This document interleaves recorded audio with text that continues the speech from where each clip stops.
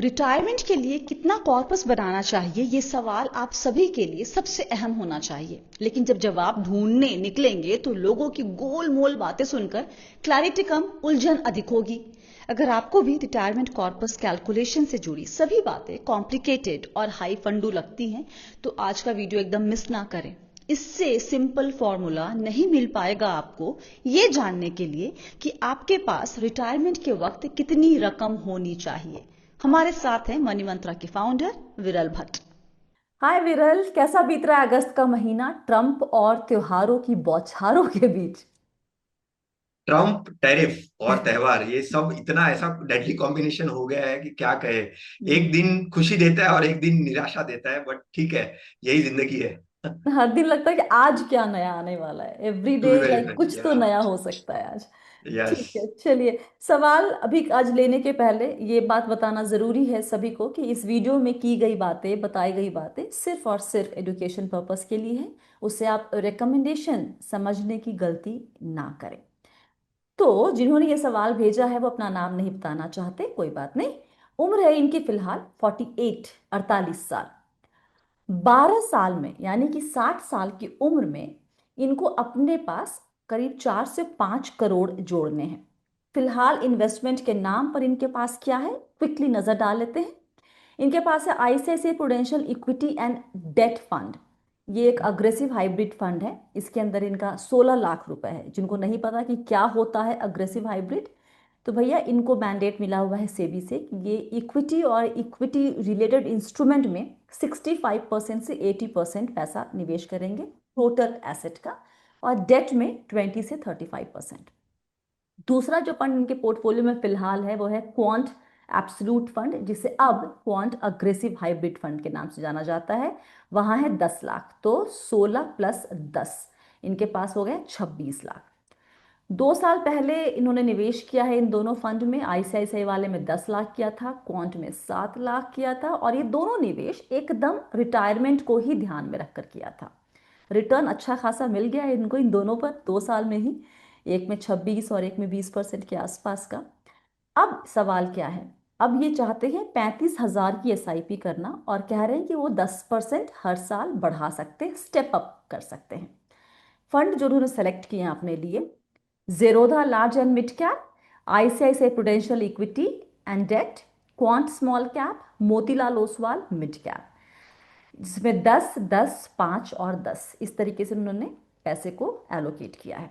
सवाल, क्या ये रकम 4 करोड़ की इनके रिटायरमेंट के लिए एनफ होगी? अगर नहीं तो how much can I expect 26 lakh का जो कॉर्पस अभी इनके पास है उससे, और प्लस ये 35,000 की जो ये मंथली एसआईपी करेंगे विथ 10% राइट। स्टेप अप, तो उससे 12 साल में कितने जुड़ जाएंगे? और विरल बहुत साफ साफ कहा है इन्होंने कि ये इससे ज्यादा पैसा अपने रिटायरमेंट के लिए एलोकेट नहीं कर सकते हैं। तो क्या करना चाहिए? तो पहला जवाब क्या निकलेगा यहां से कि भाई 26 + 35 + 10% की स्टेप अप, ये कहां तक लेकर जाएगा?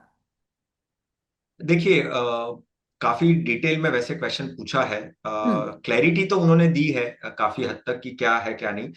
कॉर्पस पॉइंट ऑफ व्यू से देखेंगे ना, तो कॉर्पस तो जो अभी वो करना चाहेंगे, जितना किया हुआ है और करना चाहेंगे, अ, उससे अगर हम 12% से भी कैलकुलेट करें तो भी वो अपने कॉर्पस के आसपास नहीं पहुंचेंगे। कम हम्म। से कम यहाँ पे वो 2.79 करोड़, अभी का जो 26 लाख का कॉर्पस है वो, अगर उसको भी निवेश करते हैं, हम्म। 10% का स्टेप अप करते हैं, हम्म। 12 साल में कम से कम 2 करोड़ 70 लाख के आसपास वो पहुंच पाएंगे। 12% अनुमान से, 10% स्टेप अप से।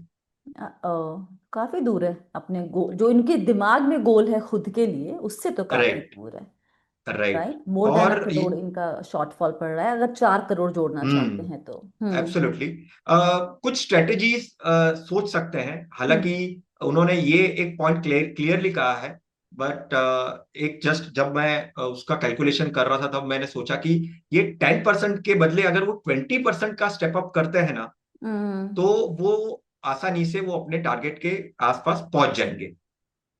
लेकिन साफ साफ कहा है कि इनके पास इतने ही पैसे हैं एलोकेट करने के लिए। चलिए मान लीजिए कि अब ये नहीं कर पाएंगे और इनके पास जो कॉर्पस है वो 2 करोड़ 70 लाख के आसपास का बनेगा आज से आगे बनेगा। साल। Right right. एक चीज जो इनके पोर्टफोलियो में है विरल, कि ये अग्रेसिव हाइब्रिड फंड में 2 फंड में इनका ऑलरेडी एलोकेशन है। और हम्म। इसके अलावा जो ये एसआईपी भी करना चाह रहे हैं उसमें वो एक आईसीआईसी वाला जो फंड है उसको ये कंसीडर करना चाहते हैं राइट एसआईपी के हिसाब से। राइट इसके अलावा Quant small cap, Motilal Oswal mid cap और Zerodha large and mid cap index fund. Right. हालांकि हम 12% रिटर्न मान के चलते हैं क्योंकि वे कंजर्वेटिव अप्रोच लेके चलना जरूरी है। असल में हम्म। रिटर्न उससे आगे पीछे ना ही हो तो बेहतर है, आगे हो अ, सकता है। आगे हो सकता है। अगर इस कॉम्बो को हम थोड़ा चेंज करने की कोशिश करें तो क्या हम शायद पूरा शॉर्टफॉल ना हम कवर कर सके, थोड़ा सा और आगे बढ़ सकते हैं टूवर्ड्स आवर गोल। हाँ, यानी अगर हम देखें स्वाति के जो आईसीआईसीआई इक्विटी एंड डेट है, अगर हम्म। डेफिनेटली हाइब्रिड पोर्टफोलियो में होना चाहिए इन टर्म्स ऑफ अगर मार्केट फॉल होता है, मार्केट नीचे जाता है, तो वो डाउनसाइड को प्रोटेक्ट करने के पॉइंट ऑफ व्यू से। पर हम्म। अगर ये 12 साल उन्होंने कहा ही है, तो एक फ्लेक्सी कैप कैटेगरी जो है या। वो ये आईसीआईसीआई के बदले अगर वो और इक्विटी टुवर्ड्स वो इंक्लाइंड होते हैं अपने पोर्टफोलियो में, तो हम्म। ये जो रिटर्न्स की बात आप कर रहे हैं कि थोड़ा सा और बेटर हो सके बेहतर ओवरऑल रिटर्न पोर्टफोलियो का। Optimization basically. Yes, absolutely. तो पोर्टफोलियो में ऑप्टिमाइजेशन की सजेशन यहाँ पे हम्म। हम उनको दे सकते हैं, और उसमें वो फ्लेक्सी कैप ऐड कर सकते हैं। और हम्म। उसमें भी सजेशन ये है कि पराग परिक का जो फ्लेक्सी कैप फंड है, हम्म। अगर वो पोर्टफोलियो में बिठाते हैं, तो या। ऑप्टिमाइजेशन पॉइंट ऑफ व्यू से रिटर्न्स बढ़ सकते हैं हम्म। और वो टारगेट के नजदीक और पहुंच सकते हैं।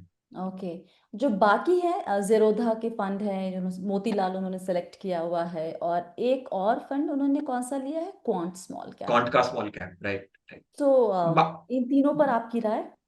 अ, कोई दिक्कत नहीं है। हालांकि हाँ, एक कॉन्ट स्मॉल कैप है जो लास्ट कुछ एक साल से परफॉर्मेंस नहीं दे रहा है, hmm. But still it is very early to जज इन टर्म्स ऑफ दैट, क्योंकि कैटेगरी वाइज स्मॉल कैप में वॉलेटिलिटी रहती है, मार्केट वॉलेटाइल होता है, तो डेफिनेटली वो रिफ्लेक्ट करता है पोर्टफोलियो में। हम्म। टाइम ड्यूरेशन, अगर आपका लॉन्गर ड्यूरेशन है, रिव्यू करते रहिए एवरी ईयर, नो डाउट आपको फंड को रिव्यू करना ही चाहिए। But time point of view से आप एटलीस्ट उसको 3 से 5 साल का पहले टाइम देना चाहिए, और फिर कंक्लूड करना चाहिए कि ये फंड सही है नहीं है, क्या नहीं हो रहा है, नो। एक चीज और यहाँ पर विरल, नॉर्मली जो लोग ना कट टू कट रखते हैं कि मैं अभी 48 का हूँ और मैं 60 तक कॉर्पस देख रहा हूँ, मुझे लगता है कि ये अप्रोच थोड़ा सा फ्लॉड है इन अ सेंस कि आप 60 में एकदम रिटायर, अगर आपका बकेट स्ट्रैटेजी नहीं है या फिर इनफैक्ट आपका अर्निंग टाइम जो है वो खत्म हो रहा है, राइट। 60 पर आप बोल रहे हैं मेरे पास इतना कॉर्पस होना ही चाहिए, आपको पता है 60 के बाद आपकी काम नहीं है, पैसे नहीं आएंगे, नहीं जुड़ा तो आपके पास कोई तरीका नहीं है उसको और ऐड करके उसको बड़ा करने का कॉर्पस को। आप नॉर्मली आपके जो क्लाइंट होते हैं जिनसे आप बातें भी करते हैं, आप लोग कैसे लेते, कैसे अप्रोच करते हैं रिटायरमेंट के कितना पहले, कितने साल पहले रैदर आपके पास आपका किटी तैयार हो जाना चाहिए। देखिए, ये काफी यानी इम्पोर्टेंट है, यानी बहुत डेफिनेटली ये सब्जेक्ट टू सब्जेक्ट होता है, सभी के हम्म। कंडीशन, सभी के फाइनेंसिस डिफरेंट डिफरेंट हो सकते हैं। हम्म। पर जब हम रिटायरमेंट प्लानिंग के ऊपर फोकस करने के लिए बात करते हैं कि नहीं, आपने सोचा ही नहीं है, आपको स्टार्ट करनी चाहिए, तो बहुत सारे स्टेप्स में कन्वे करता हूं। पहले तो एटलीस्ट आपके पास 15 ईयर्स का टाइम फ्रेम होना चाहिए आइडली। तो उसमें हम ऐसा कहते हैं कि आपकी कोई लोन्स नहीं होनी चाहिए। सो अगर मान के चलिए आप एज 45 के हो, तो 45 to 60 आपको रिटायरमेंट के पॉइंट ऑफ व्यू से फोकस करना चाहिए। और हम्म। आइडियली पहले 58 तक, यानी 60 के पहले 2 साल और आपका टारगेट कम से कम 12 से 13 साल इन्वेस्ट करने का होना चाहिए। और फिर 58 पे आपको ओवरऑल रिव्यू करना चाहिए कि किस तरह से आपकी हम्म। जर्नी चल रही है, क्या शॉर्टफॉल हो सकता है। क्योंकि देखिए, ये 45 to 60 का जो मैंने टाइम ड्यूरेशन कहा ना, यही एक सिर्फ गोल नहीं आएगा, यानी 60 के ऊपर, 60 के पहले और आपके बच्चों के हायर एजुकेशन के पॉइंट ऑफ व्यू से भी आपको आएंगे, तो आपको दूसरे जो गोल्स आएंगे उसके लिए भी बैक ऑफ माइंड में सोचकर रखना चाहिए कि उसके लिए कॉर्पस है कि नहीं है, नहीं। कहाँ पे कॉर्पस की जरूरत पड़ेगी। या। और corpus calculation point of view से, हम्म। जब आप रिटायरमेंट का कॉर्पस कैलकुलेशन कर रहे हो, तो सिर्फ जो आप करंट इन्वेस्टमेंट कर रहे हो उसको ना ध्यान में रखकर, और बाकी कौन से ऐसे जगह से आपको कॉर्पस मिलने वाला है। आप हम्म। अगर प्राइवेट में जॉब कर रहे हैं तो शायद से आपको आपका प्रोविडेंट फंड के पैसे मिलेंगे। आपने और कुछ ऐसे इन्वेस्टमेंट्स करके रखे हैं, या तो फिक्स डिपॉजिट्स पॉलिसीज हो। बहुत लोग लेकर रखते हैं, उसके पैसे एब्सोल्युटली, मिलते हैं, राइट। एब्सोल्युटली। तो सो हमेशा कलेक्टिवली। एटलीस्ट 2 साल पहले तक तो एटलीस्ट आप अपना टारगेट रखिए। इनफैक्ट किसी यस। भी गोल को जब आप बनाते हैं ना, तो आप एकदम कट टू कट मत रखिए कि अगर राइट। 16वें साल में बच्चे की पढ़ाई के लिए चाहिए पैसे, तो आपके पास वो पैसे 14वें साल में जुड़ जाने चाहिए। एब्सोल्युटली, इतना तो खैर एब्सोल्युटली। आप रखेंगे ना, बीच में अगर बाजार खराब हुआ कुछ भी, अभी तो जो हालात चल रहे हैं, कभी भी कुछ हम्म। भी हो रहा है, तो आपके पास राइट। 2 साल का बफर तो रहेगा ना कि हाँ चलो, अगर शॉर्टफॉल है तो उसको मैं कवर अप कर सकूं। ट्रू। एक सवाल इन्होंने कहा था, हमसे पूछा है कि भाई क्या ये रिटायरमेंट कॉर्पस मेरे लिए एनफ होगा। तो अब देखिए, ये जो भी सवाल करते हैं, अगर आपको यही नहीं पता है कि आपको कितने पैसे की ज़रूरत होगी, तो ये बहुत ही डेंजरस सिचुएशन है आपके लिए। मैं आज आपको, हम लोग मिलकर आपको बताते हैं कि भाई बहुत ही लेमैन वाला, आसान से समझने वाला तरीका कि कैसे कैलकुलेट कर सकते हैं अपना रिटायरमेंट कॉर्पस। और उसके लिए कुछ पॉइंटर्स हैं जो आपको ध्यान में रखने हैं। मैं पढ़ देती हूँ ताकि आपको ध्यान रहे, ठीक है। ये एस्टिमेट करना कि हर महीने या हर साल कितना खर्चा होगा, ये बहुत ज़रूरी है आपका। अभी भी आपको मालूम है कि आपका हर महीने कितना खर्चा होता है, और उसी को आप देख लेंगे, साल में कन्वर्ट कर दीजिए। अब उस खर्चे में क्या क्या हो सकता है, अगर किराए पे रह रहे हैं तो घर का किराया हो सकता है, हेल्थ केयर खर्चा हो सकता है, लाइफस्टाइल के खर्चे को ध्यान में रखेंगे। जो भी आपको लगता है कि आज से 15 साल या 20 साल बाद आपके जो खर्चे रहेंगे, उसका एक रफ आइडिया आज की कॉस्टिंग में कर लीजिए। इन्फ्लेशन को लेकिन आप नहीं भूलेंगे, क्योंकि फाइनल नंबर तक जब हम पहुंचते हैं तो वो इन्फ्लेशन को हाथ में, महंगाई दर को लेकर ही चलते हैं। 6 से 7% का इन्फ्लेशन। अब ये कैसे कैलकुलेट करेंगे, आई जस्ट शो यू एक। आप मुझे बताएं, आप एक्सपर्ट हैं, मैं नई नई हूं, तो आप मुझे बताएंगे विरल, अगर मैं कुछ गलत कहीं जा रही हूं तो, ठीक है। श्योर। ये स्क्रीन दिख रही है आपको फिलहाल अभी विरल? ओपन हो रही है। Hmm. Can you see it now? Yes. Okay. So मान लीजिए कि किसी का भी खर्चा अभी के टर्म्स में हम्म। साल का 12 लाख है, तो हमारे पास अभी के जो ईयरली एक्सपेंस है, वो हम लेके चल रहे हैं करीब 12 लाख, 12,000। ये रहा 12 लाख। हमने इन्फ्लेशन ले लिया है यहाँ पे, स्पेलिंग पे मत जाइएगा, ठीक है, 6% का। तो अब हमको देखना है कि, और मेरे पास कितना, इनके अगर जो सवाल जिन्होंने भेजा उनका, उनके पास कितने साल थे, 12 ईयर्स। वक्त कितना है हमारे पास, 12 साल का। ओके, ये मान के चलते हैं अभी। राइट। तो हमें ये निकालना है कि हमारी फ्यूचर वैल्यू क्या है। यहाँ पे बेसिकली हम फ्यूचर वैल्यू निकाल रहे होते हैं, राइट। हम्म। हम्म। आप इसमें डाल देंगे रेट 6% का, आपके पास टाइम है आपका ये 12 साल। आप पीएमटी के नाम पर कुछ नहीं जाएगा यहाँ पर, जीरो। और ये जो आपका है नंबर, ये आ जाएगा आपका 12 लाख। अभी का, हम्म। राइट। और हम्म। फिर आप इसे बंद कीजिए और आपका नंबर आता है ये। तो अभी का अगर 12 लाख खर्चा है, तो 60वें साल पे आपको ये 24 लाख पर एनम का खर्चा हो जाएगा। तो ये आपने निकाल लिया। इसके बाद, जस्ट 1 सेकेंड, आपको अगर कॉर्पस कैलकुलेट करना है कि कैसे नंबर पे पहुंचो, तो एक बहुत सिंपल सा लेमैन के लिए एक रूल है, 4% रूल। क्योंकि हम हम्म। नॉर्मली अपने हम्म। कॉर्पस में से 4% विथड्रॉ करते हैं। विड्रॉ करते हैं। तो हम्म। आप 4% रूल के हिसाब से कॉर्पस तक पहुंच सकते हैं। करना कुछ नहीं है आपको इसमें। आपको 4% रूल क्या कहता है, कहाँ गया ये, सॉरी, 4% रूल।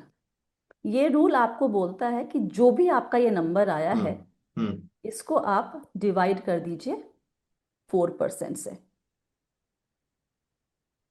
और ये आपका कॉर्पस निकल कर आ गया है। यहां पर मैं कह रही हूँ बहुत ही लेमैन है ये, राइट। इसमें हमने ये नहीं देखा कितने सालों तक हमें पैसे चाहिए होंगे, अगले 20 साल या 30 साल। लेकिन हम्म। हम्म। बिगिनिंग, अगर आप शुरुआत कर रहे हैं और कुछ समझ में नहीं आ रहा है, तो this is how you can reach a number. Right. Just शुरुआत करने के लिए इसमें बहुत सारी चीजें आपके सिचुएशन के हिसाब से चेंज होंगी इस नंबर में, इफ एंड लेकिन बट्स तो रहेंगे ही रहेंगे। हाँ। तो इस तरीके से आप कैलकुलेट करेंगे अपना रिटायरमेंट कॉर्पस, अगर आपको कुछ भी नहीं पता है।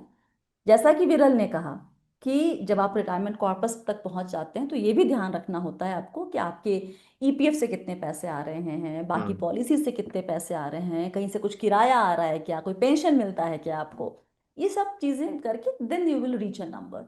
तो ये जानना बहुत जरूरी है विरल, किसी के लिए भी, कि लक्ष्य मेरा क्या है। 4 करोड़ यस। एनफ होंगे क्या? How would I know?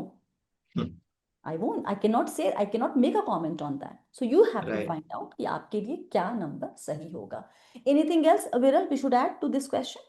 बस वही है। और बाकी के भी गोल्स अगर आपके रहेंगे या सोचना है तो उसके अकॉर्डिंगली साथ में सारे चीजों को प्लान करिए। हम्म, डेफिनेटली आपने शायद से सोचा होगा और इसीलिए आप शायद से रिटायरमेंट पे फोकस कर रहे हैं। हम्म, बट जो भी कोई ये सुन रहा है और दर्शक, शायद से सभी गोल्स को ध्यान में रखकर फिर एक कॉन्सोलिडेटेड प्लानिंग होनी चाहिए। All right. तो इसी के साथ आज के फिलहाल इस वीडियो में फिलहाल इतना ही। दूसरे वीडियो पे आप स्विच करेंगे, उसके पहले नीचे कमेंट में थैंक यू कहेंगे आप विरल को इनके वक्त और नॉलेज शेयरिंग के लिए। आप अपने सवाल भेजना चाहें तो आप व्हाट्सएप नंबर और ईमेल आईडी कई दफ़ा आपकी स्क्रीन पे फ्लैश हुआ होगा, अभी भी शायद दिख रहा हो, तो वो नोट कर लीजिए और वहाँ पे सवाल भेजिए। जो भी सवाल आप भेजते हैं तो आप अपनी जानकारी एकदम साफ साफ शब्दों में लिखें, लेकिन शॉर्ट में, संक्षिप्त में, एकदम 5-5 6-6 पन्नों का ना भेजें, हमें वो पढ़ने में ही सारा वक्त निकल जाएगा। अटैचमेंट या स्क्रीनशॉट ना लगाए। जो भी लिखना है मेल की बॉडी में या फिर मैसेज पे लिख के भेजिए, और एक ही मैसेज में 10 मैसेज में उसको बांट के मत भेजिए। चलिए, इसके साथ ही फिलहाल के लिए इतना ही। बहुत बहुत शुक्रिया वक्त देने के लिए विरल। और जाने के पहले आपको बता दें कि हम आप हैं मेरे यानी स्वाति के साथ, और हम सब हैं बहुत ही सावधानी और समझदारी के साथ अमीर बनने के सफर पर। आप सभी का वक्त देने के लिए शुक्रिया। Stay blessed, healthy and be wealthy.